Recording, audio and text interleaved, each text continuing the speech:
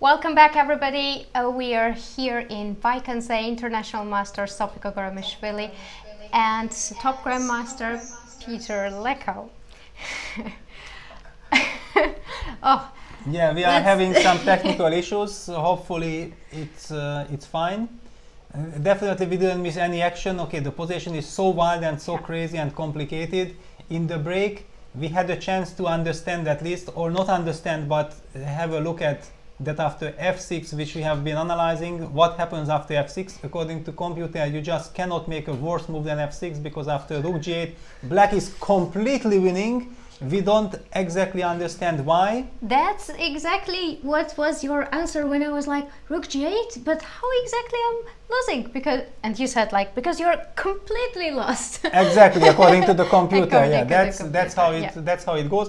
Okay, my feeling was, in this sense, probably right, that queen e6 is a move that I want to play. I want to kick the queen away from d5, and I feel that after queen e6 I'm kind of solid.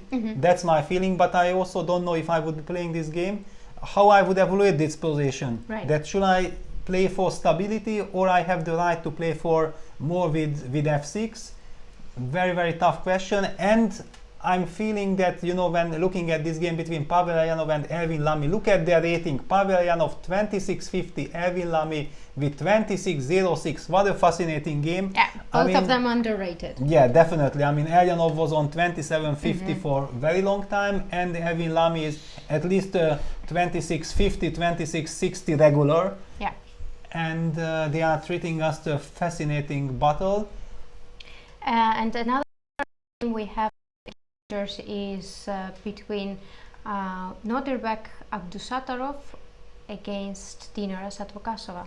Yeah, and did we got we got this knight endgame. So after knight c7, Dinara did think like there is no other way than to finally get to this endgame, and she played knight h6. This is a very nice little move. King c, knight d5, king c5, knight takes c7, g5, because the knight on h6 eyeing the g4 pawn. So the white king is not able to march immediately, but it's still a pawn. Yeah, pawn is a pawn, and it still feels like this is looking very, very critical for black. Yeah. But what to do with white? Not easy at all, because it's a little bit like a zugzwang. Yeah, you would love to make the move king e4, but the pawn on g4 is hanging. You don't want to move the knight from e7 because it's so nicely placed. Okay, one can argue that what happens after knight f5, it's a possibility. Yeah. Then some precise calculations is needed. Knight f7. Yeah, knight f7. What about the pawn endgame? Yeah, I was also thinking like takes, and takes. King f4. King f4, king d5. Yeah, and if e4, king e4 d6. check. But this king g4, king h5, am I in time? I'm losing actually there. Well, here you are losing at the end, yeah. So this you cannot do. This you cannot do. And then after king d6. If I play e5 after f e5, king e4, king e7, this is just... This is a draw. And king g5, I can also just get my king to f8. And then I'm safe. So there is no direct way. Okay, you can argue that you can just do a triangle with king f3. So king e5, king e3, king d6, king d4. Yeah. Or king f4 as well. Yeah, both are possible. And this is, what is this? I mean, looking winning. Yeah, looking like a win. Even with king f4, it is if it is black's move, then king g4. I mean, generally 2 against 1 pawn endgame is only draw if the king is opposing the enemy king and you have different pawns. I mean, this would be a shocking development if something like that. But there is also this question, king d5, e4. Can I go king d4? But then king f3, you cannot go king d3 because of e5, or can you? f6, e4, king... Oh wow. I'm just too tired. I'm just too tired, yeah. Even for this simple pawn endgame, I mean, What is happening here? King f2, king d2. Yeah, king f2, king d2. f7, e3. This is draw, no? Looks like draw. Looks like a draw. I mean, unless you win the queen immediately, but yeah, this is unlikely. So, lot to calculate. Lot to calculate because this pawn endgame is pretty forced. Yeah, takes. If he takes f4, king d4, it feels that this is fine for black. Yeah. So king f4 has to be played. Then king d5, you can't move the king because then king e4, yeah. Black is fine. So e4 is kind of obligatory. After king d4, e5 will but not maybe help you. No, maybe I can go king f3 in this one. Yeah, you can play king f3 and this. king d5, e4. Yeah, king d4, king f4. Yeah, that's good for you. But after king f3, can I somehow... but no, if I go from this... Okay, I can go king d6. But then we have again e4. Also, you can also play if I And mean, it just... rook, king e3. Yeah, looks way too dangerous. Should be lost, yeah. Yeah, I mean, to get to this pawn endgame. So, logical would be knight f7, but then at least... Oops. I can activate my king. Yeah. I can activate my king. Yeah, but definitely knight f5 is something to spend time and calculate. Yeah, you have cannot to calculate. play just like that. And absolutely, and actually we are seeing not only that Nodirbek Abdusattorov is pressing, but in the challengers group we are seeing three very promising future superstars in my opinion. One of them is Nodirbek Abdusattorov, who is actually fighting to share first place already at the age of 15 in the challengers, but also Nihal Sarin and Vincent Keimer. I think both all three players are someone the chess world has to keep an eye on. yeah. And by talking about this, then let's see Nihal Sarin's game. The final We position. left with when it was queen b5. Wow, and it seems like he is going to finish the tournament with a plus score. Oh yeah? wow, this completely winning. Well, completely is maybe too harsh of a judgment, but yeah, I mean, if white is three healthy pawn up, yeah, but we see in chess all kinds of miracles are happening. The white king is not yet on f3. If white king is on f3, it's completely over, but maybe can... Okay, now rook f5 is a threat. So if he takes it, then king f1. I don't want to take it, because now you are getting closer, but yeah, rook d2. d5, somehow some scenario of trying to sacrifice my knight for the pawns. Yeah. I mean, if it's possible, it's hanging in the air. It does feel like the knight is isolated. It doesn't look like there should be any chances. So Nihal Sarin is about to probably win his last game. And Vincent Keimer versus Niels Grandelius, we haven't looked at this game yet so far. I'm superstitious. I mean, we already heard Fabi as a player not. As a player, I also tried not to be superstitious, but as a trainer coach, you start to think differently. And also I feel like if I'm looking at Vincent's game and maybe I'm not happy with what I'm seeing, it will influence the way I'm commenting the other games, and I don't want to do it for the tournament. So I felt like this is a very good prophylaxis. But it's last round. It's the last round, yeah. We can talk about it. And Vincent also in the second part of the tournament has shown great confidence, and his games started to improve, and he started taking over the control in his games. So this looks good. Looks very good. Looks really good, yeah. Looks very good. Where to go? But in general, I think also we can witness this, that the youngsters towards the end of the tournament are getting more and more fresh. Okay, I know that energy. I know that Vincent is also already quite done with his energy, but still, I mean, the way the tournament went, I felt like, and this is what we were talking about with him when he was -2, and it looks like, it's a disaster. That no, just hang on there, you might get your chance. Yeah. And if you start playing 1-2 games from which you can gain confidence, then there are certain games, it can turn. And that's exactly what he has been able to show and prove. From being -2, he's now 50%, and he has chances also maybe to finish in a very high note with a win against none other than Niels Grandelius, one of the favorites of the tournament. Exactly. And now Vincent seems to be very confident. Looks like it's completely winning. Shall we get back to Fabi? Yeah, definitely. So we have seen action, not that much though. Artemiev went for Queen A1, a very tempting looking move, but I also did not know what to do after Bishop E3, and he's burning time, he's thinking. 13 minutes for next time control. Does not look nice for white, so it might be one more point for Fabi. And actually we have an interview ready with interviews ready with Jordan and Anish. A draw against Anish, mission accomplished, or was there even more possible? Yeah, very happy about the final result. Today was a very tough game, so draw is a really good result. I was under pressure most of the game and thought I might lose at some point, but I think then I defended well to save the half point, so that was a very good way to enter a tournament like this. And now, are you seriously challenging his #1 position in the Netherlands? No, that not for sure. He is like number 10 in the world. I'm number 100 in the world, so it's like a huge gap. Okay. You used to be number 100 in the world.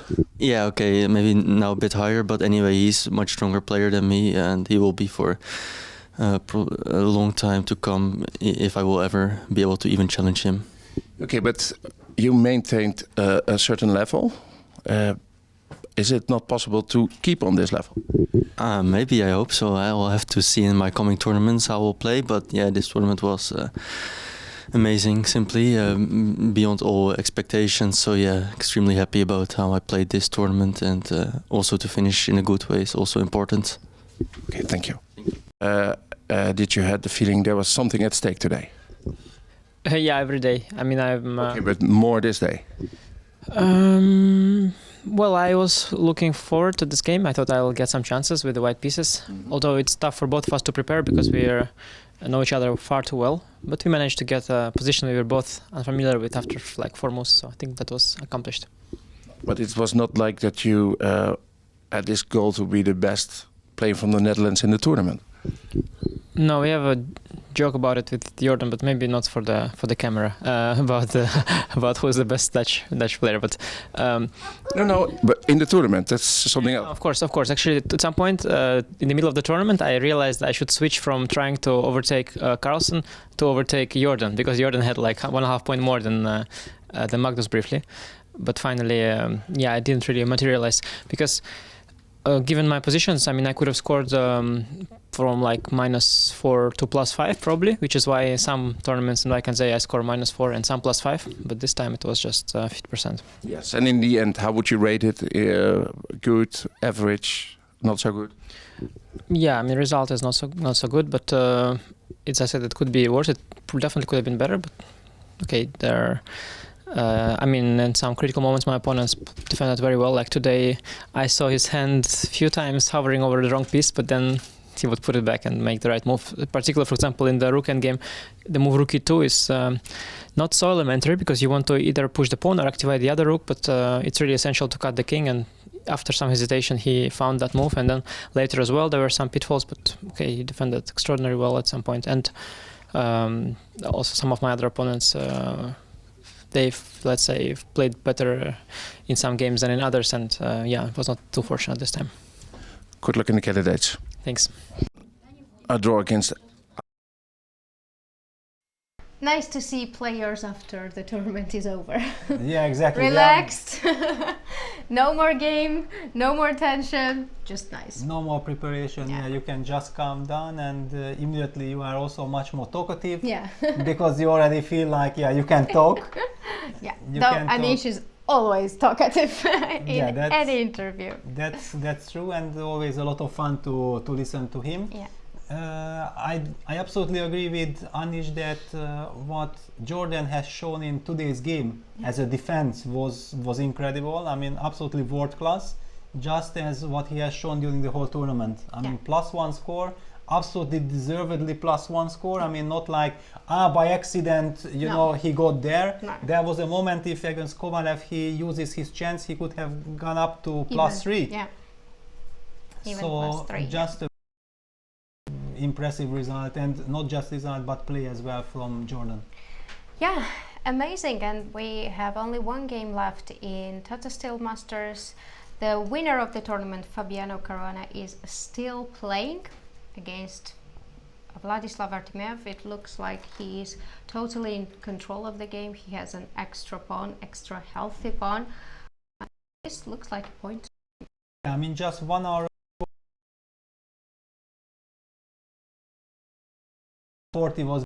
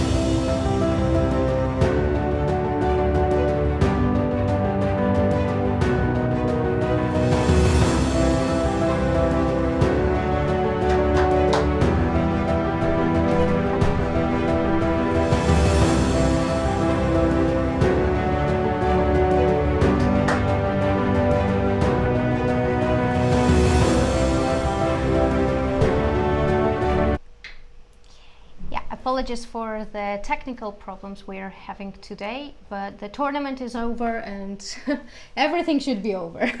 Yeah, somehow the tournament is too long. Yeah, Too long. Even the technique feels like no. Okay, I mean, I just can't handle all this anymore.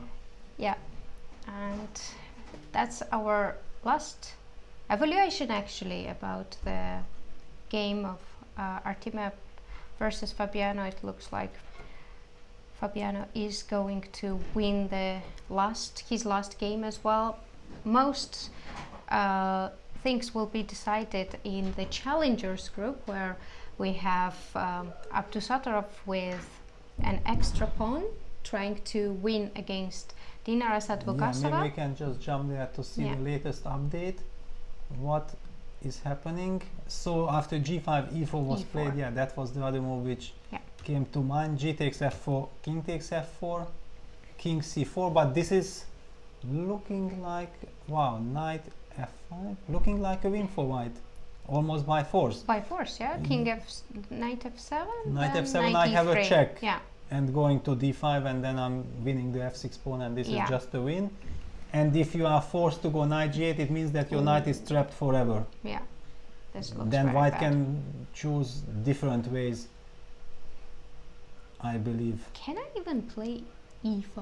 But then I have king d5. That's exactly the trick that I've spotted. I wanted to push e5. Yeah. Then another question is, can I push from g5? g5, yeah. But it's also scary because fg takes, king d3. It's just one pawn.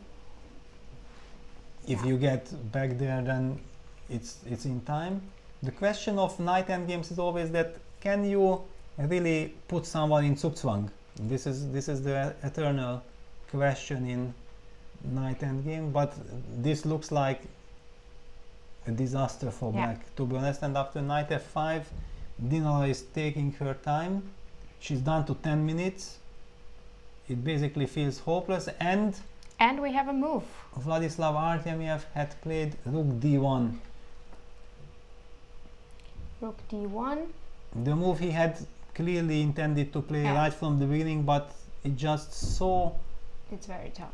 Yeah, I mean, the position is... Where is his chance? Yeah, he wants to believe also in his chances, but it seems like he is unable to believe in his position. It's not completely obvious that it will be over in some moves, like let's say 5 or 6 moves, because black still has to be tiny bit careful how to convert this. If he goes, let's say d2, then suddenly queen b1 might be tricky. Rook cannot really move. Exactly.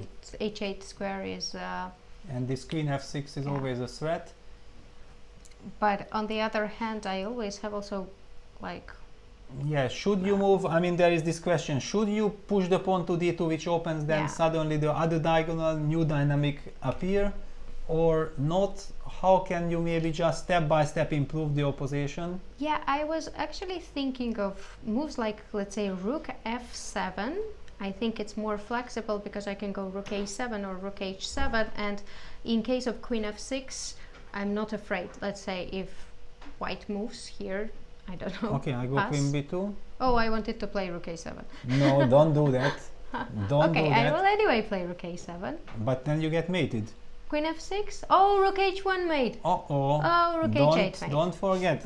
Believe me, if I just manage to give one check, the next checks will come automatically. Yeah. Just give me this one check. I mean, this is the problem Vladislav is faced with, that how to create contra chance, but maybe the best contra chance is just to sit tight, not to do anything yet, getting ready. I mean, rook d1 of course was a very nice move. It has to. Yeah, queen c3 also might be an option. Yeah. Now. One. Okay, it's now black to move. The question is how to improve the position. Yeah, because e6, e5. Okay, now runs into queen a6, but you don't want to open up the 6th rank, as we already mentioned. Exactly. White only needs one little check against the black king, and all of a sudden black's position will not feel that comfortable anymore. Can we take on e4, or that won't be enough? Let's say rook f4. Queen c3, yeah, I'm afraid. But then rook e4. Yeah, rook e4, rook d3. That's what I was. That's. No, but queen a2 check. Yes. Yeah, but still, okay, e3 is hanging. Some things. Also, there is rook g4. G4, check. yeah. I mean, somehow I'm not feeling that this. Yeah, so this I wanted to take. Yeah, rook this f4 is an interesting idea. So, but maybe I have queen a4. Yeah. I have queen a4. Preparing queen e8 check. I promise you one little check.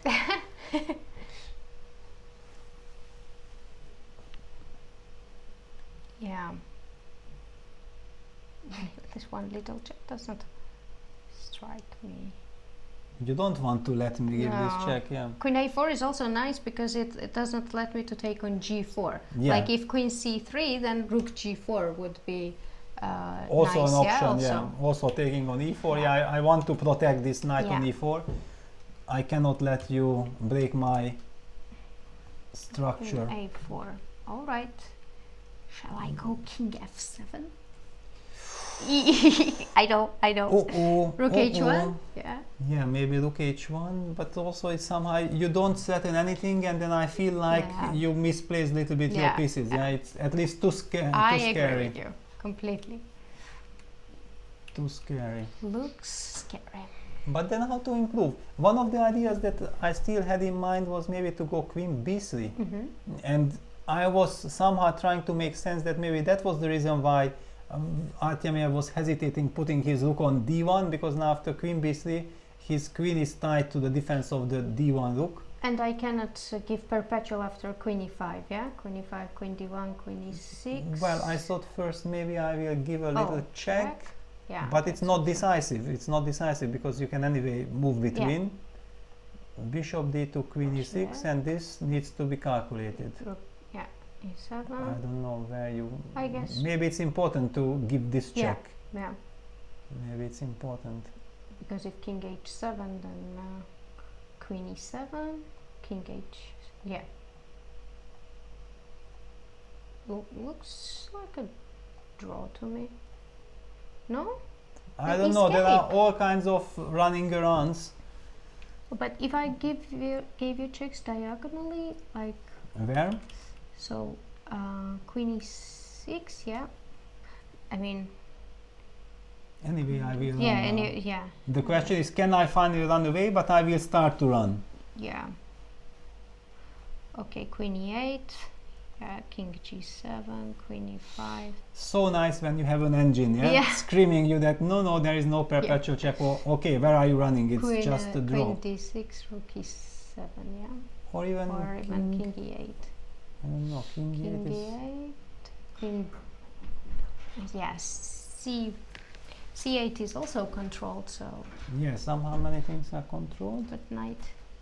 But now knight f6, and finally, when you win back the rook, I will hit you with bishop queen, b4 check. Yeah, that's the reason why but it's a question: where should you give the rook? Maybe knight d6. Knight d6, but then I go Then king king d8. d8 anyway. Yeah, and then there's no point.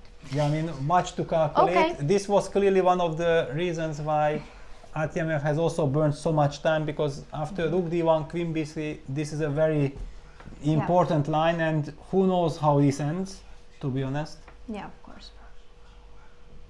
Now it's Fabi's turn nice. to try to figure all this out. Also, if black doesn't do anything, is queen a6 annoying? Could be. Or queen a3? In general, I'm not sure that black wants to push d2. On one side it's very nice, but on the other hand, then the white king will feel very safe. Yeah.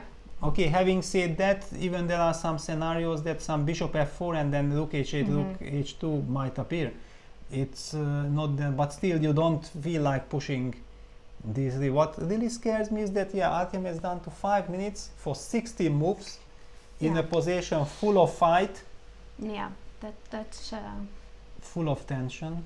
And how do you want to calculate if there is perpetual check or not after queen b3, queen e5 when you have only 4 minutes or 5 minutes on the clock? Yeah, but okay, he has spent so much time for his last 3 moves that he most probably have already invested at least half an hour calculating all these possibilities. Another question would be for me, if somehow we trade queens, then probably white has more chances to defend than with queens, I do believe, first of all, if you push the pawn till d2, then I can just bring my king to e2, and with knight and rook I can fight against the pawn. And even if you are not pushing, then I can even maybe force with knight f2, because bishop f2, king f2, then king e3 might lead also to some drawish endgame. Great, queen b3. Queen b3 is very, very strong and precise move, I guess. It seems to come down to this position, and while we are thinking about this, both prodigies Nihal Sarin and also Vincent Keimer have won their games against two great players. I mean, Nihal Sarin has beaten Rauf Mamedov, a very nice scalp there for Nihal Sarin, and ending the tournament on a +1 score. There was a funny moment that yesterday there was a clash between Nihal Sarin and Vincent Keimer. They played a long game, and when we already finished, I still met Vincent's father outside. I asked him, so where is Vincent? He said, well, probably they are analyzing. Then I entered the analyzing room, and they are heavily middle in the analyzing of this endgame, and then I just told them that, okay, no, come on guys. Tomorrow around at 12 o'clock. At 12 o'clock, I understand you guys love chess so much, and we kind of kept on analyzing a little bit, but okay, just have your rest and get ready for today's game, and the strategy seemed to have paid off. It paid off, both of them. They won their games. Nihal won against Mamedov, and Vincent beat Grandelius. A very nice final position. After e7, king f7 is the only move to stop the pawn, which runs into the fork with knight g5 check. That's a great win for Nihal Sarin, and let's take a look how did Vincent won. Also a very picturesque position. Rook h2 check, king g1, f2 check, bishop takes f2 is forced, which runs into rook h1 checkmate, and the other king escape via e3 would have also run into mate in 2. I'm good in mate in 2s, it seems, mate in 1 doesn't really work, but mate in 2 is somehow fine, So congratulations to both of them, and of course a very big congratulations for Nodirbek Abdusatulov if he managed to win this game, and then he had perfect tournament. Unbelievable, very, very nice. And Yeah, we are informed that once Kasparov described Kamsky, Karpov described Kamsky. You just deleted what you. It you was wrote a teaser, me. yeah. It was a teaser. Yeah, after beating him in 1996, he's good in the small combinations. So. Yeah, and now we see the knight on g8 is logged. There is no need to rush because the knight simply cannot run away. King e3 is played. There we have Dinara completely focused. Tough to defend this one. Yeah, it's probably, look at this, there is this line that the move king c3, which would shoulder the king, might run into e5, yeah, and fe5 g5. and g5, yeah. and now all these king King c4, king e4s work are just perfectly for white. winning for white. Finally the knight will be trapped with king f7. Indeed. And Fabiano, what will happen in Fabiano's game? That's the spirit. You already won the tournament. He's saying that he's feeling unwell, but look at him. He is playing till the last minute to fight for the point. Okay, it also depending on his opponent. I mean, Artemiev came to this game that he wanted to fight. He was not interested in trying to play it safe.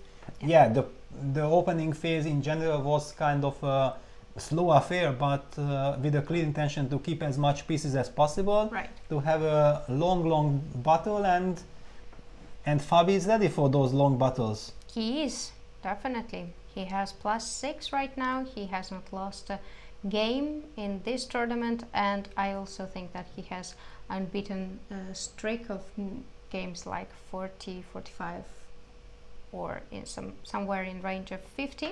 Yeah, somehow I have always this feeling during the Grenke tournament I had as well in 2018, which he won after the candidates, that Fabi is a machine. Yeah. I mean, he just doesn't get tired. Yeah. Does Fabi know such word like tired? What is this? Have you ever seen him tired, actually? Not at all. And he was famous already before, like when he was not yet top 10 player, but he was already coming top 20, top 30, top 20, that he was almost playing every day, tournament to tournament, getting stronger and stronger, and not showing any sign of any kind of tiredness. And you wouldn't expect it from his like physical appearance. Yeah, he is not some like muscled guy, big one who is full of energy, but he is always full of energy. Yeah, he is full of energy. Yeah, absolutely. And Fabi has what I feel like, that Fabi has this potential that when he plays really good, he plays this what the number 1, number 2 players are capable of, that they play like machines and humans at the same time. That able to go for all these complications, calculate like computers, you are not getting tired, you have your human feelings still, but are capable of thinking like a computer without emotions as well. And this is what I'm feeling from Fabi's games, and also of course when Magnus is playing his real chess, what he's capable of. I also feel that this is like a difference, that he can play, he can switch. Do I have to be a machine? I will be a machine. Do I have to be a human? I will be a human. Yeah, absolutely true. And we see that he's completely into the game. It is last round, there won't be any more. Any rounds, no pairings. He was saying yesterday that he caught a nasty bug and he feels unwell, but while looking at him like, no, you're looking good. You don't seem to be ill at all. Well, I mean, if he already mentioned that he caught a bug, it means that probably he had caught it in the last 3, 4 or 5 days. And ever since he's winning, he is just unstoppable. Where is this virus? Everybody wants to get this bug, That's true. If it works like this. True. Okay. So. But how complicated the position is, look at this. Fabi is also taking his time. He has also spent already 25 minutes at the minimum, because I don't remember exactly, but he was not in a heavy time trouble, so maybe already much more for his last 3 moves. Very complex position. Right. And we already almost forget about the game of the day. Of course, that's the game between Pavel Elyanov and Erwin Lamy in Challengers that, wow, Queen e6 was played. Yeah, And Queen Queen e6 was a5, played. Bishop b4. Bishop b4. Wow. Bishop takes b4. So let's try to calculate. Also here both players are burning a lot of time, Yeah. understandably. I mean, Elyanov is down to 8 minutes. Logical. We have just 3 games, yeah? Just 3 games left. Yeah, in fact It's then I will close Elyanov. those games which... Abdusattorov, Elyanov, and Fabi. Yeah, bishop takes b4, so this powerful pawn from b4 had been finally taken. Now the question is how to react. I mean, rook takes b4 runs into queen e8 check, king g7, queen e7 check. Yeah. Do I see it correctly? And the rook is falling, which means that black can't take on b4. But then what should But he then do? what? Yeah. And that's the Can black question. make a shocker like d2? Is that a move, or Oh wow. is that a move? Or That- just a shocker and not good? I don't know. Queen d6. Queen d6. But then d1 and rook b4, yeah? Yeah, d8 is... Covered, yeah, d1. no, but queen. then rook e8 I also have. Check, okay, yeah, who knows? takes. What's Takes. going on? Should be mate, no? Should be. I mean, somehow I I mean, if this is not the bait. Yeah, this is Yeah. mate. So finally I'm getting some practice, yeah, in checkmating. Checkmate. Yeah. D2 Played. is on the board. But what does he want after queen d6? Well, there are all kinds of... Okay, queen d8 is... rook d8 is maybe possible, I don't know. I mean, it's just too much to handle. Yeah. Too much to handle. And there is also a little move like king e2 showing nerves of steel, yeah? Just like nothing on earth is happening, and maybe if you go back queen d8, I just gonna play king d1. Yeah. Just a teaser, yeah? I mean, okay. Just a teaser, yeah. Okay, d2 is of course already now hanging, so yeah, that's just already too much. But yeah, king e2, maybe I have to queen something, because then if you take it, then I give a check, and Yeah, I feel that's- like I keep hunting your king. But if I play queen d6, I'm back to my move. Yes. Rook d8, I can take, or I cannot take anymore. Yeah, I thought I could take on. Well, my problem with rook d8 was D2. that you can play rook e8 check, Oh, and after rook e8 Oh. you just collect my queen. So oh, that's a big problem. that's an easy So one. queen Yeah. d8, yeah. So I then cannot play rook d8. Queen d8 you can play. I can play queen d8, but then you can just take on d2. I D2, don't yeah. know. This What is feels this? like should be winning for white. I don't know, because the point is that yeah, those are double pawns, but I see some scenario putting rook on e6 and somehow my bishop gets to e5, and E5, you yeah. will not be able to And double pawns will matter, yeah. yeah, double, I mean, get your fortress going. So what is Erwin planning to do after queen d6? I mean, we have seen already Maybe- so many shocking Yeah. moves here. Maybe just queen b5, then you just take on b2, yeah. Queen f1, queen f2. Maybe just queen b5, right? Yeah, but queen, I can take. How do I take? How do I take? Because it's scary, yeah? Okay, probably I have to take with the queen, otherwise I Yeah. can't even answer queen f1 check properly. Now I can bring the queen between, but maybe this is some kind of perpetual. Is it? At least it's nice. Okay, I have already queen h3 Queen check. h3, okay. And Queen this- g3, queen f1 back.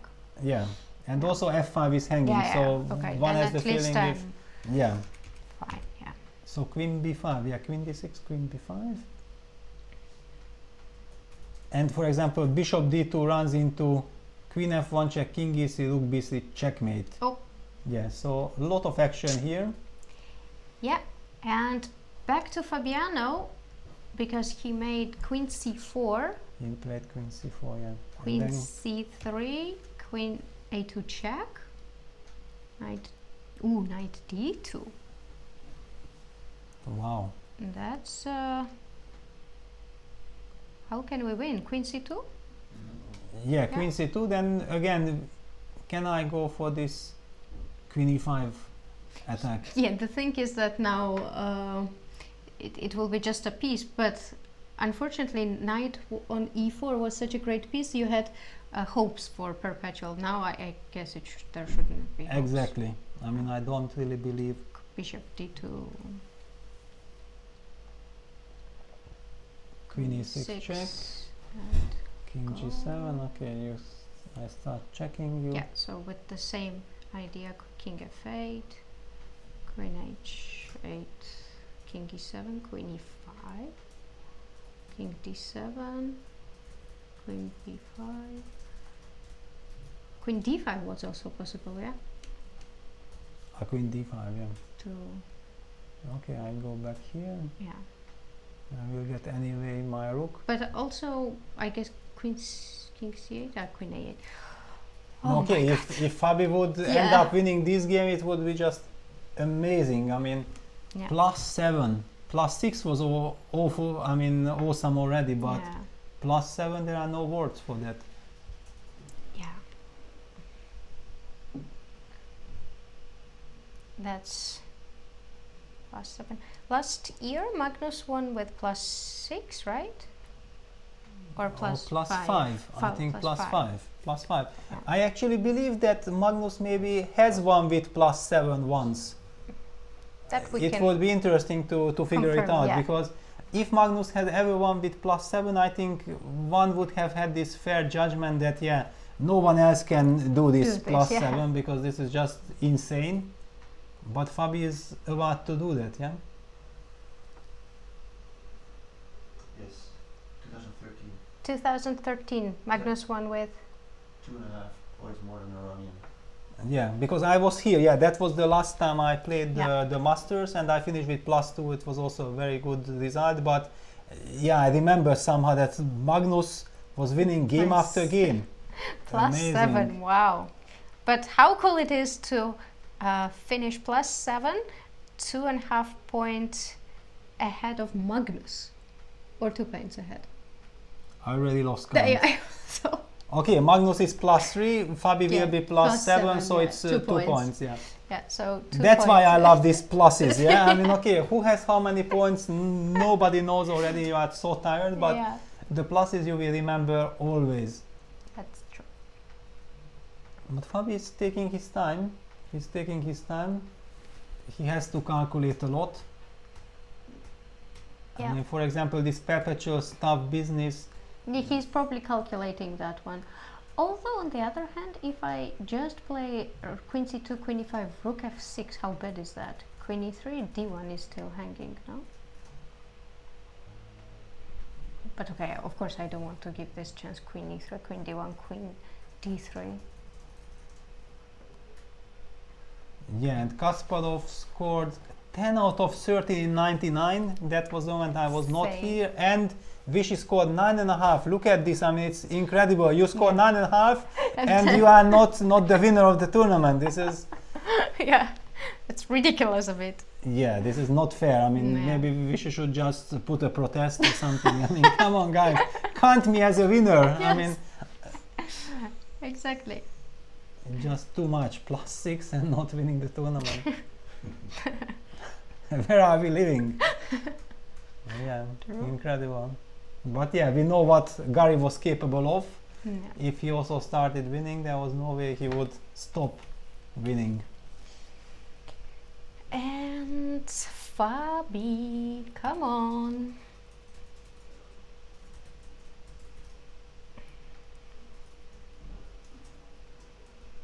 Queen c2.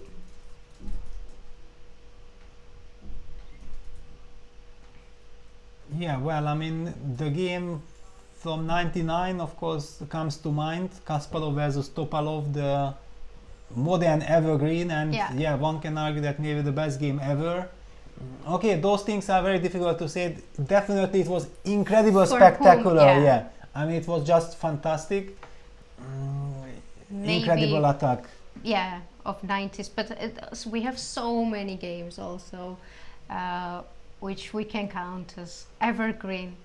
Dingliren's game come to mind. Yeah, but I do believe that why this game was so fantastic, that the sacrifice was leading to so many fascinating positions, and the key moves, the quiet key moves, were coming later, and that's why we have this impression that this was something, because so many great games had been played. Yeah, it was not clear cut of any. It was with so many these incredible finesses and quiet moves. So really, that game is maybe one of the best games ever played. Yeah, that is true. Queen C2. Why doesn't he? He has 16 minutes. Time to calculate.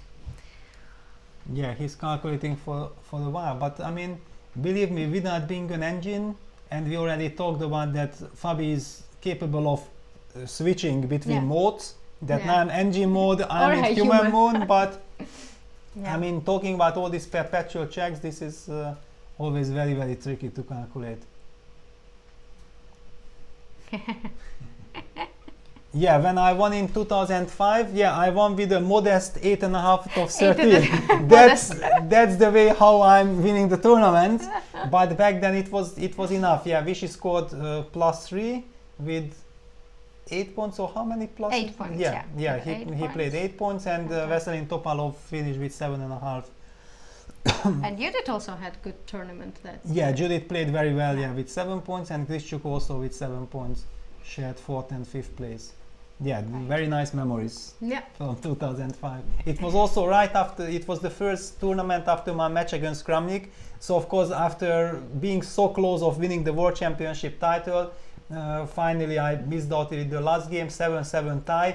I felt like, okay, I want to win this tournament at all costs, because it was not fair. Just to get all my frustration and everything, and also to signal that okay, I did not manage to win, but one should count me as one of the best players at that moment. It was a dramatic moment. And we have a question from our producer. Did your prep for the match help you in that tournament? We were talking that how good and useful it is to play the World Championship title match, because then you're covered for coming year. Of course, at that point the computers were not yet that strong. It was not the same effect. I mean, now you are gaining so much more analysis, and you can also rely that the quality of your analysis are for sure correct, because very strong engines are approving your situation. But certainly it did help me also for the match. That was the period when I started to play e4, d4 together. Also with black I had some surprises, and also another thing is the confidence level. Also, thanks to a good preparation, you believe that you are strong. It's my momentum, even if finally the openings don't really play any big role in your games. You are still having a very good mood that you are ready.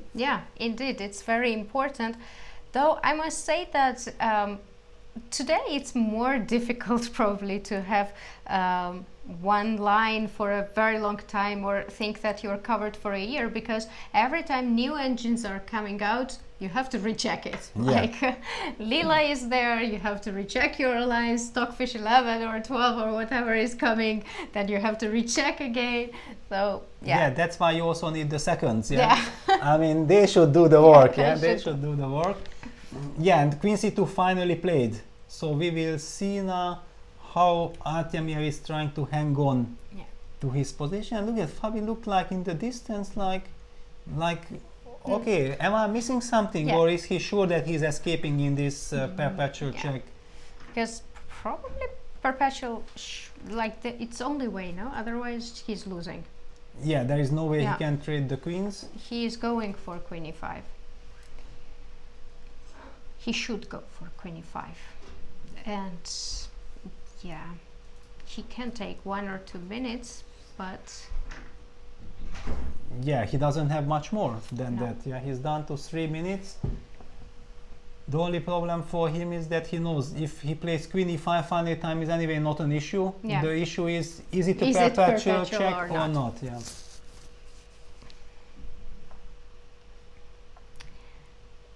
Time is ticking. Vladislav, queen e5 on the played. board. And now we will see bishop d2 or not.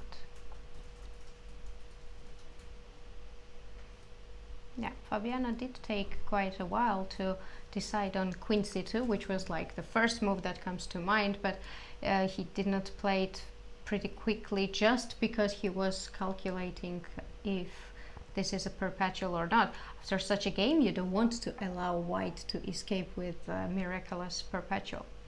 Yeah, on the other hand, he also didn't really have a choice. Yeah. So everything which happened already in the last few moves indicated that it will get down to this position with queen c2. Fabi himself doesn't have much time. Bishop d2. Bishop d2 of course played with 30 Queen minutes on the e6. clock. King g7, and Fabi is playing pretty fast right now because he already has in mind how he can escape. Yeah, and also the players are getting the 30 seconds bonus for each move. That's why time is not really an issue also for white and not for black. And the question is there any perpetual? Yeah. Is there any perpetual? And I guess we do have a perpetual, maybe, or not perpetual in Alyanov's game. Wow, so Or there, what has not happened? perpetual, but this looks like a draw. Yeah, d2, queen d7 finally was played, and queen takes f5. Wow, Oh wow, that's brilliant. wow, That's really nice. Queen f5. such a pleasing move, no? This is cool. No, this is clearly the game of the... Yeah.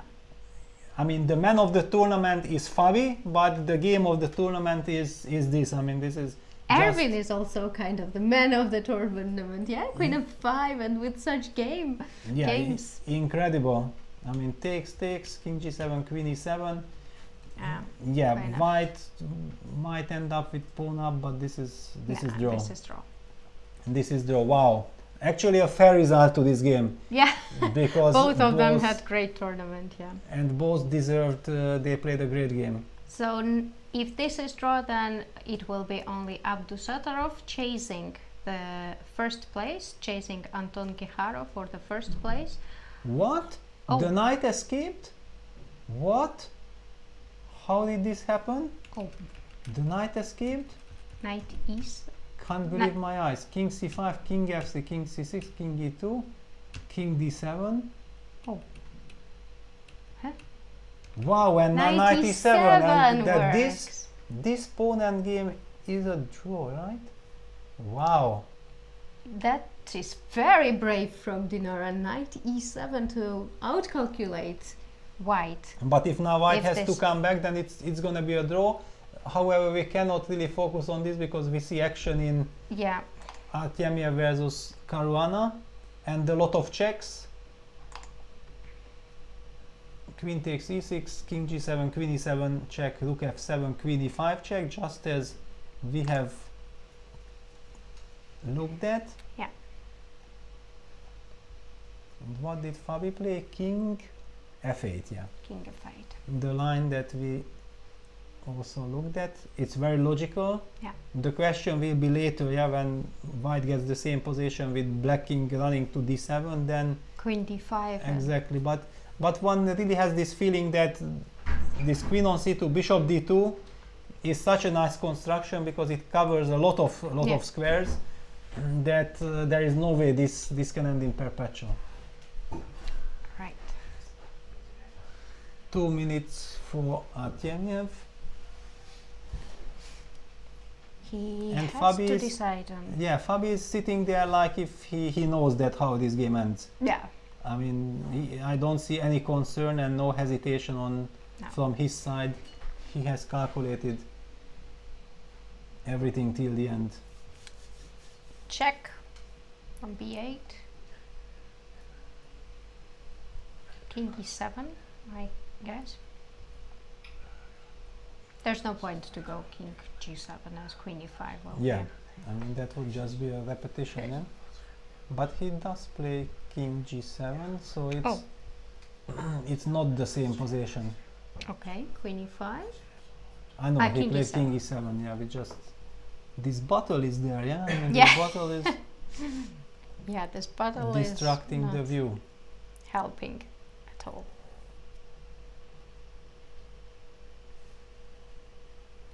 King e7, queen e5. Yeah, queen e5 check. Now king d7, queen d5, Queen d5 check. And yeah, where are you king hiding? king c8. Yeah, maybe and king queen, c8, queen a8, queen a8 check, king king c7, c7.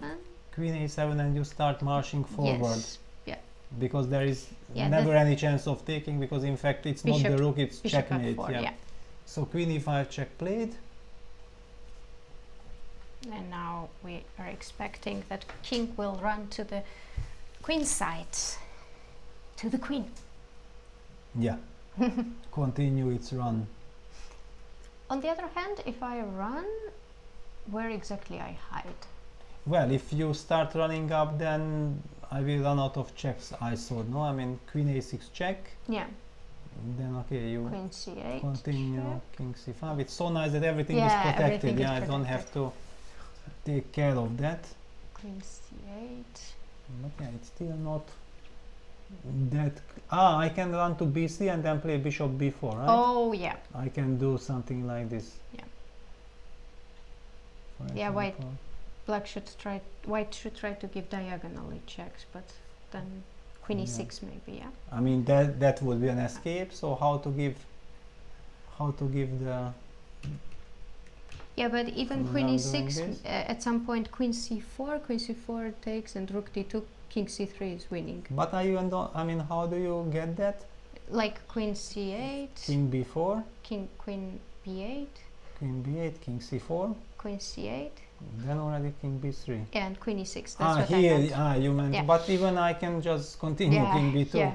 and already bishop b4 B4, check yeah. is then it's just a win. Yeah. Wow, +7. So next challenge for Tata Steel Masters would be who can Get to have +8. +8. Yeah. Is that possible at all? I'm not sure if it's physically possible. With these guys, anything is possible. Yeah, unbelievable. Yeah.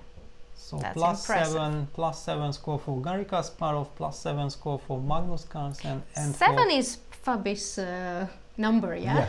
7 out of 7, +7. Wow. So maybe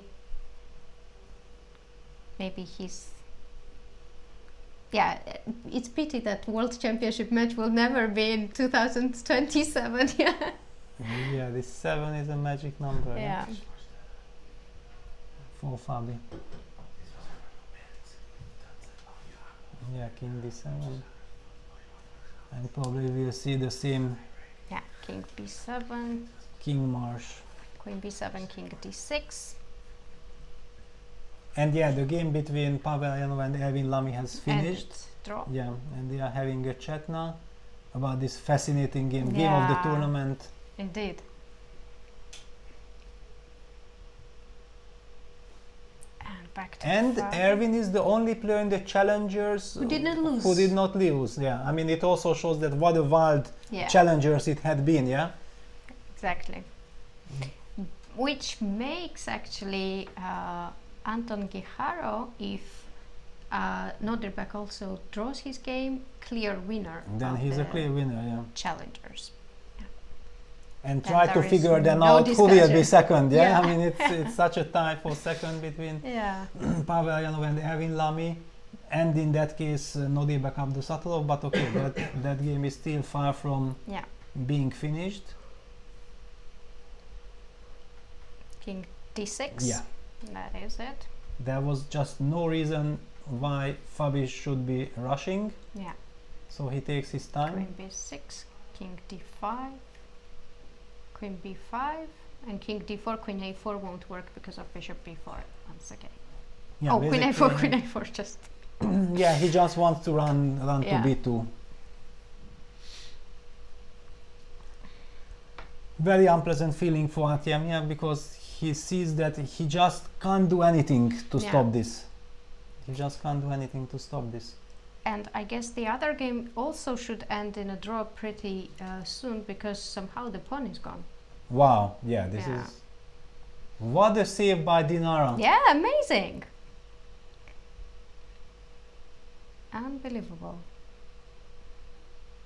Yeah, Yeah, king knight g4 c5 is check. knight c5 check and just king c4 or king d4. Okay, king c4 is even nicer. It doesn't give chance to give a check.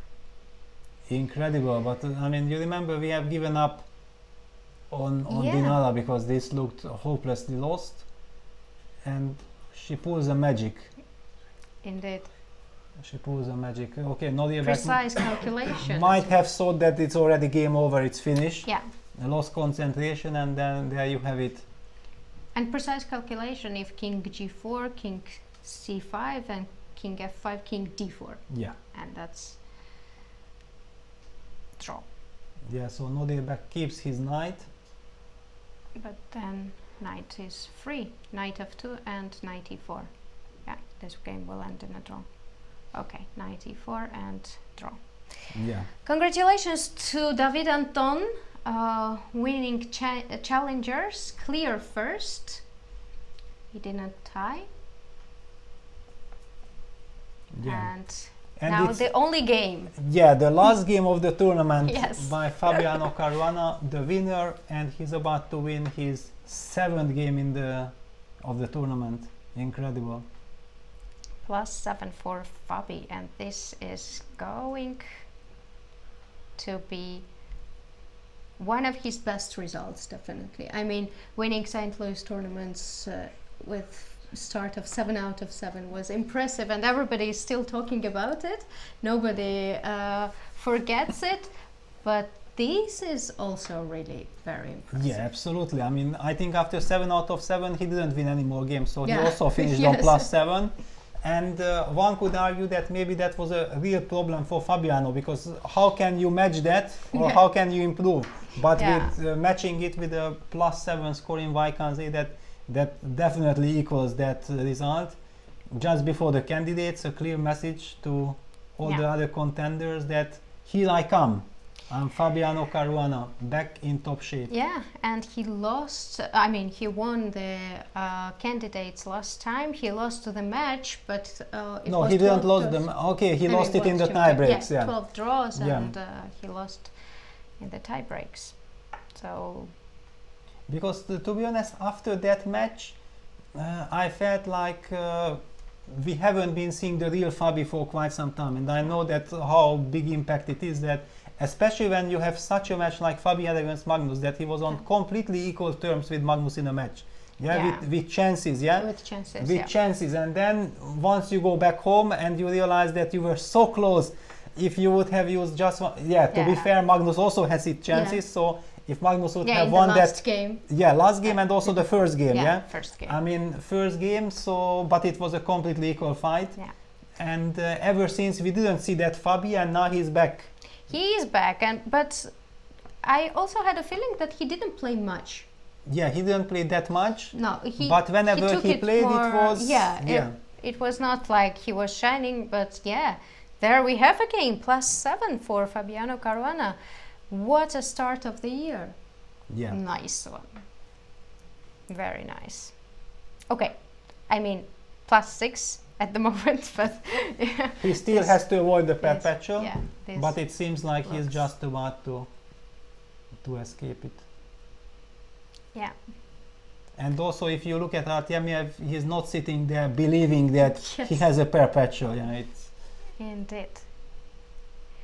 And let's just remind our viewers about the atmosphere of Tata Steel. I mean, it's this is last round, but it's such a different feeling to be here, to visit. It's just a great tournament.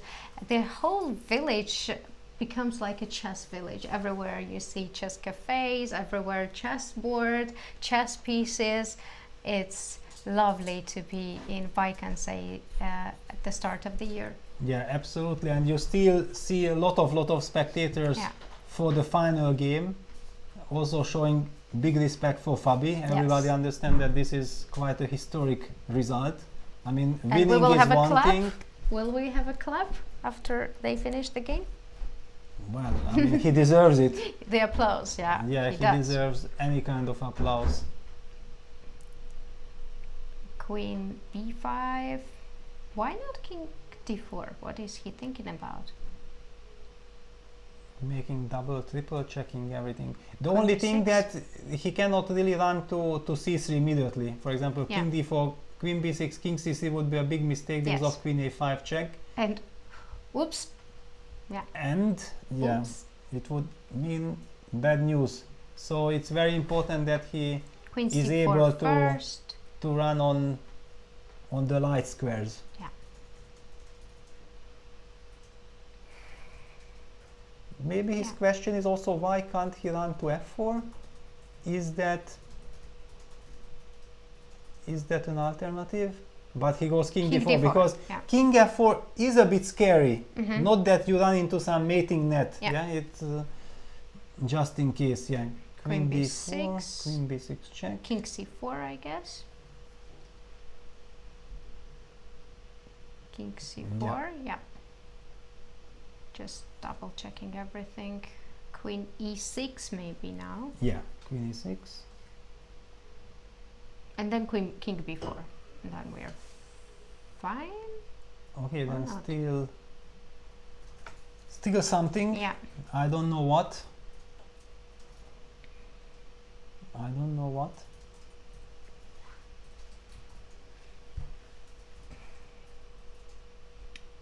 Yep. Yeah, I don't see where is the perpetual, and Artyom have done to 1 minute 30 seconds.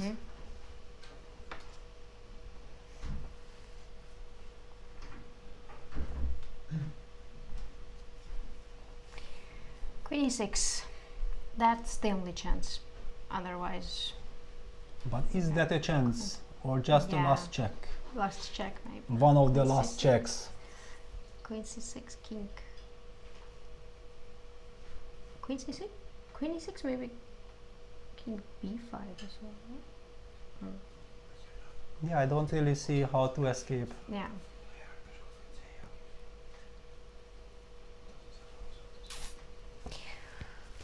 That's tough.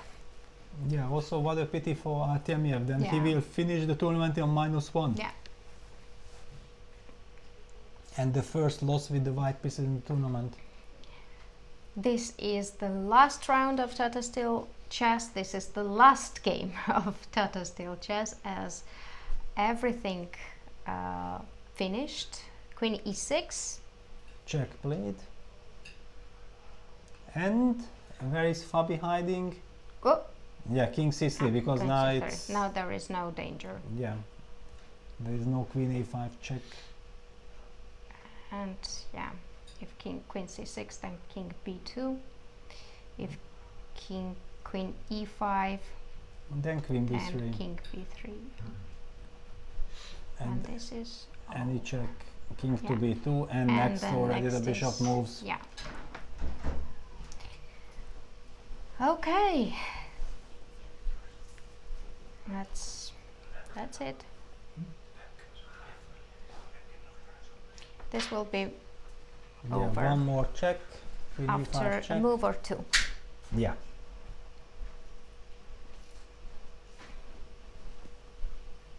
Okay.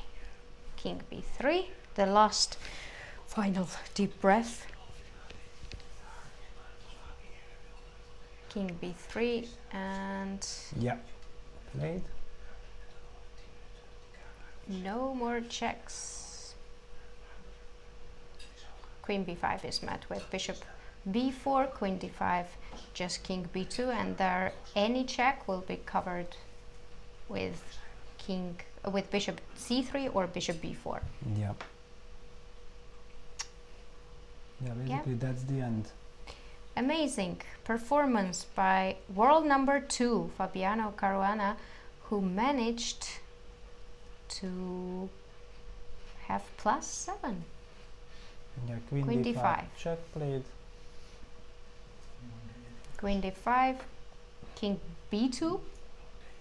And if he wins, then he's getting to this 28-40 magic numbers, which usually you feel like, how on earth can they reach this? Yeah. Because when you look at Magnus finish with +3 in this tournament, which is already and quite a good, rating. and losing not just little bit, Yeah. I mean more than 8 points or something. Yeah, that's... With a +3 score. Yeah, +3, -8 points. Not a good thing. Okay, will he resign? I think this is not the moment to resign, yeah. He checks the score sheet, yeah. Whenever I say that, it never works. So, I'm gonna say don't resign. It's also the question, is in Vaikanzi the score sheet 60 moves? Yeah. Because you feel like you don't want to get another score sheet if it's a hopeless situation. Yes. I know waste of paper. Yeah, I feel like, plus then you, at least for myself, I'm always taking care of my score sheets, so I have them special placed at home. Do you keep them? I keep all of them, really? Yeah. I mean, right from the beginning. Really? Of That's course. very cool. Yeah, first of all, I also write after every move, each move, the times. So actually it's very nice that I can look back my games from 99 Linares against Kasparov, for which move, how much time I spent. It's a treasure. Yeah, that's impressive indeed. Now, I guess nowadays it's nobody keeps, because I mean all the games are live and we see how much time is spent on each move. But in 90s you didn't have that luxury, and that's very impressive. Also, to feel the score sheets, it feels different, rather than clicking on the computer. I'm just actually, because for me score sheet has such a symbolic value, and I treat it with a huge respect. I'm very angry that as a player I'm always getting the copy. Oh. I find that this is just not fair, you know, because I'm taking care of how nicely I'm writing. Even in time travel, my writing is still nice, you know, and after that they are taking away my score sheet. They are taking away my baby. I mean, what is this?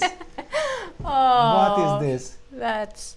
That's cruel, yeah? Cruel. That's cruel indeed. And Fabi is waiting. Okay, come on. Shake hands. Vladislav.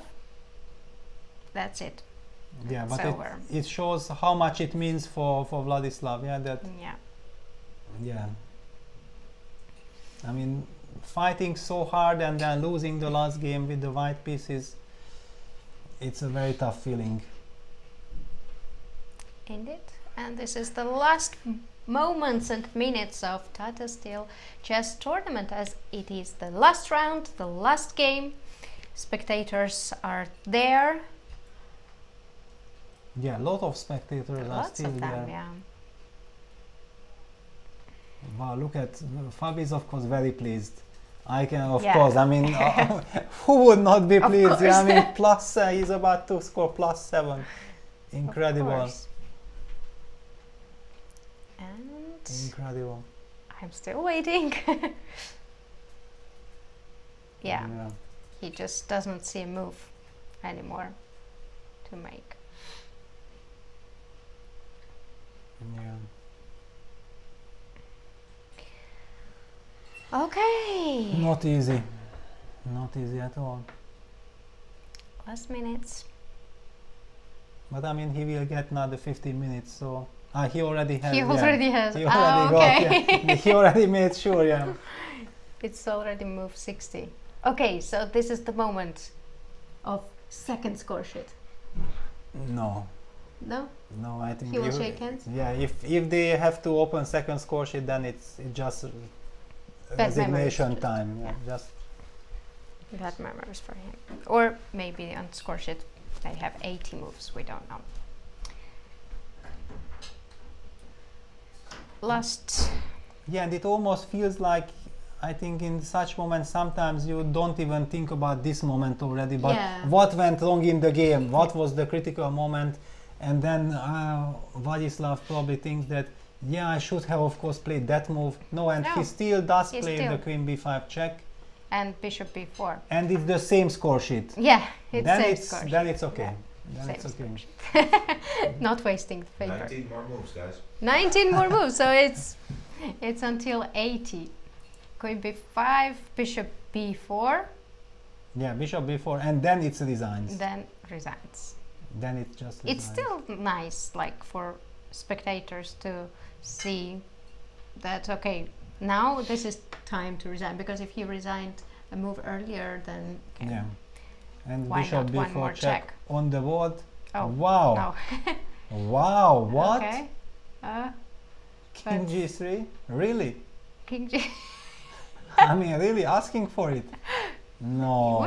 What if even I take it? Huh? No, you can, but you can also take I on can f3. take it on f3, yeah. I mean, you can take on f3 and then take. You just take and okay. Yeah.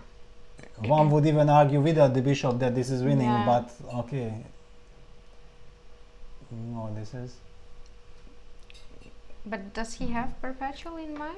If queen d1, last trick, maybe okay, queen but after b4? Queen d1, then you take and you continue giving some more checks. Queen b3, queen d2. I mean, from his point of view, from White's point of view, that this is the trick that he plays. No, I don't think that you are hoping for any trick. I mean, you know that there are no miracles in this position. Right. Rook f3. And time to resign. Yeah. And I think Fabi will be also quite pleased of finishing the tournament with a rook takes f3. Yeah. Yeah. I mean, it's a very nice way One of more. finishing the tournament. He just takes. Wow. Seriously. Just collects. Okay. I should never say it's time to resign. No, it's more than time, but sometimes it. Okay, but he probably has a clear way to escape. Of course. I mean, just King b1 and no more checks. Queen e1 check and king c2. King c2. Gonna be played. And d2. Yeah. Queen f2. It felt like already Vladislav wanted to congratulate, but he just made. And One queen more c5, move. queen c3. Yeah. Yeah. Enough is enough. Congratulations to Fabiano, indeed. And we hear the applause. Yeah. We hear the applause. And we see it as well. We see it as well. Big moment, +7 for Fabiano. Impressive games, impressive score. He is the winner of Tata Steel Masters, and David Anton Guijarro is the winner of Challenger. Shall we take a look at the results of today and final standings?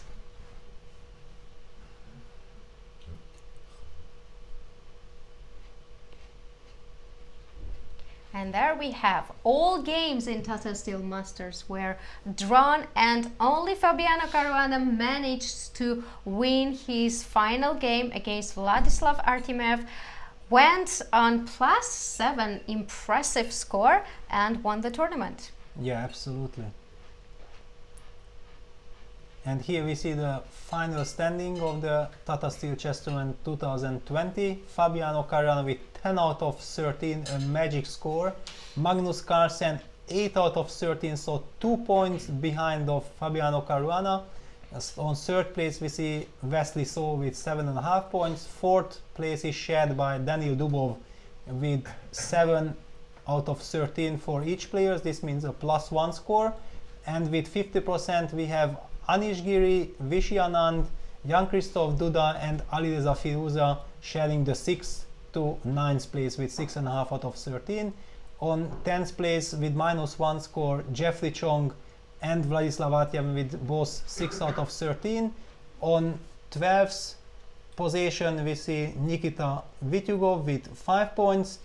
On 13th place, 4.5 points for Yuyanji, and 14th place, last place, last year's Challengers winner Vladislav Kovalev with 4 points out of 13. And let's see the results of Challengers. Nihal Sarin won a very nice game against Rauf Mamedov. Vincent Kamer beat Nils Grandelius with black pieces. Pavel Elianov and Erwin Lamy had a crazy game, crazy wild game, which ended in a draw. Anton Smirnov lost against Surya Ganguly. Max Varmerdam warmed up in last 2 rounds and he beat today Jan Smits, while David Anton Guijarro against Lucas Forest was a draw, and Nordirbek Abdusatarov could not beat Dinara Sadvukasova. Kudos to Dinara for saving that endgame. Yeah, incredible, and thanks to this David Anton Guijarro won the tournament alone with 8.5 out of 13. Any tiebreak would have favored him anyway, but of course it's very pleasant to win right away alone. On second place we see a big tie between Nodirbek Abdusatarov, Pavel Elyanov and Erwin Lamy. All 3 of them have played a wonderful event, but they just came half a point shy of tying for first.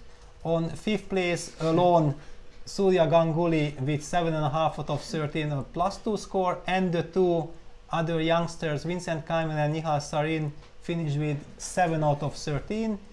50% for Lucas Van Forest and Nils Grandelius with 6.5 points. Yeah, amazing tournament. Masters and Challengers did not disappoint us at all. We had a lot of fireworks on the board, a lot of wild games, a lot of sacrifices, positional sacrifices, where in the end activity was playing the main role. I'm very happy to be covering with you, Peter, the last 6 rounds, and thanks everybody who were watching us and tuning in. Will we have the interview with Fabiano Caruana? We will definitely have the interview, and we will also have the press conference with Fabiano Caruana, which we will broadcast live here on Chess.com. So don't go anywhere. The show is not over. Oh, and there I see my little son, Daniel, who is waiting for me like, Mommy, it's time to finish. But no, the show is still on. Nobody's playing. Nobody's playing, but we will have an interview of Fabiano and press conference. So we'll... Okay, somebody's talking. Come in, Mr. Giri, come in. Dani Modi, Chantan, Dani Modi. He's ready to go. Yeah, we are getting some reinforcement. Hello. Moti. Hello. Moti. Where did he go? That's Daniel. Moti, jakie taczeki kajchy. Aj, szynczaka na he.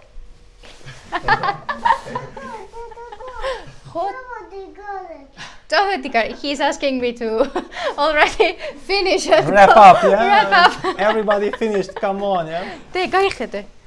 Op. Czekajen.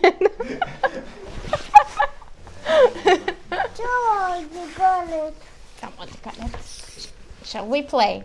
We shall play something. Papa Tamashops. Yeah, Papa Daniel is Papa complaining. Robert. Yesterday, Papa played for more than 100 Yeah. moves. What is this? I mean, Today also Papa played for a very long time, but at least he sees himself.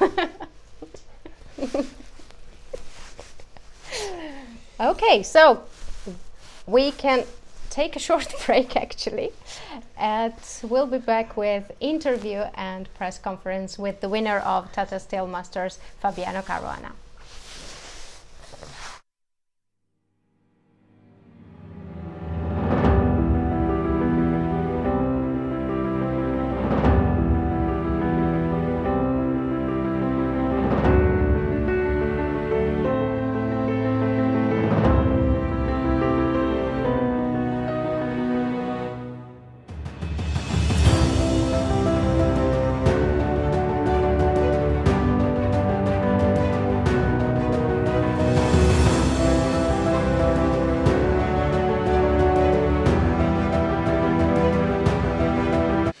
Fabiano, as you had already predicted, it was a big fight today.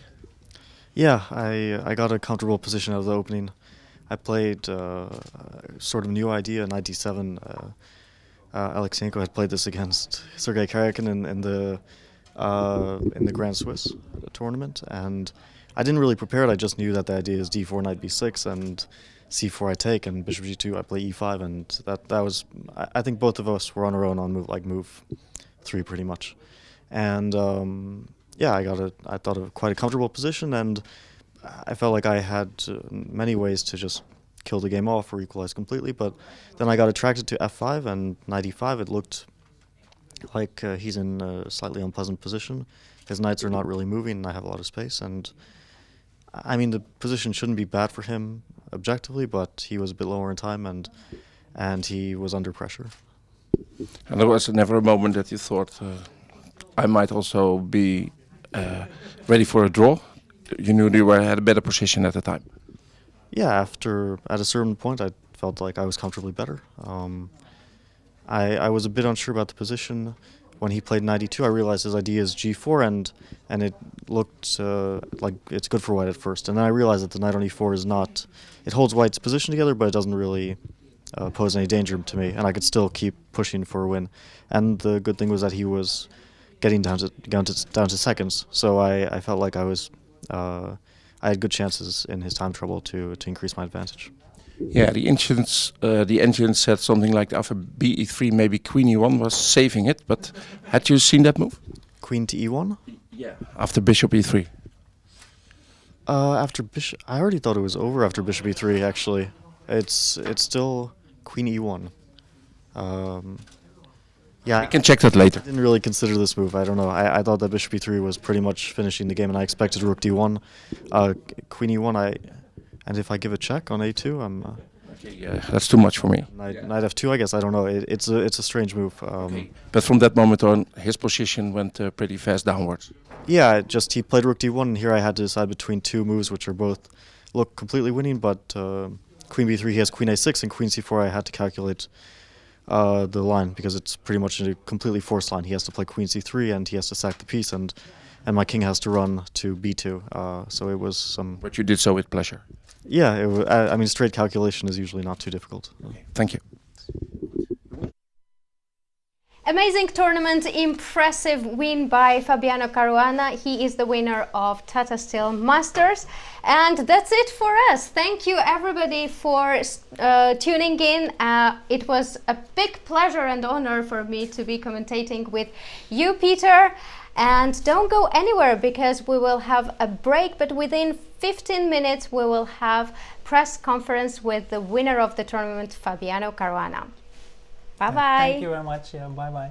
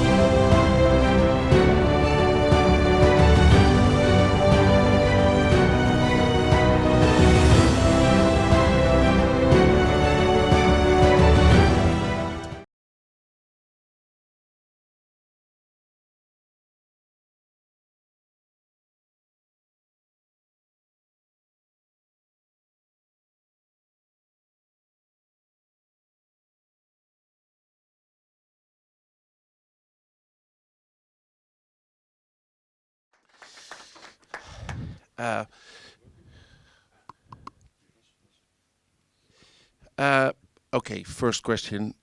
How do you feel? Oh, I mean, this was an amazing way to finish the tournament, and I feel great about everything now. Yeah, in a way, you were rubbing it in today. The gap is enormous, 2 points. No, I mean, I was going to be very happy with the draw. I wasn't really thinking about anything else, but... Okay, but you had expected your opponent to go for the win, as always. No, I expected a game. I wasn't sure what his intentions are. I didn't think that he would go crazy for a win or anything, but he's a fighting player, and I expected a fight. And but the thing is, I was the one who got in a bit of a more pleasant position out of the opening, so he didn't really have chances to play for a win. And at some point, it was clear that he would have been satisfied with the draw, but I liked my position and I wanted to play it. Yes, and why not? Okay, Fabiano, this is your first victory here. I sort of tried to check your previous results.